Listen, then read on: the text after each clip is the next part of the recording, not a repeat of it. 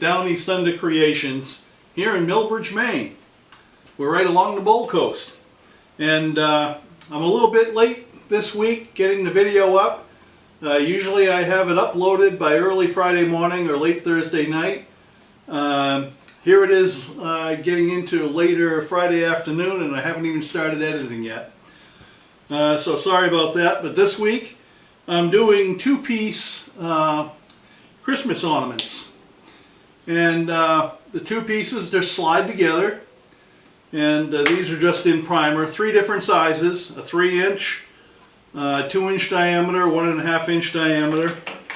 And I got a couple here, they're somewhat painted. Throw a little paint on them, like so. And I cut these out on my CNC machine, and I've shared the file, or I will be sharing the file, in the INVENTABLES easel website under projects. But I also did a drawing, full-size drawings or patterns that you can download if you want to use conventional woodworking tools to make these wooden ornaments. And the material I used is 1/8 inch Luan plywood. And back in the day we just referred to that as door skins because that's the material that hollow doors were traditionally made out of.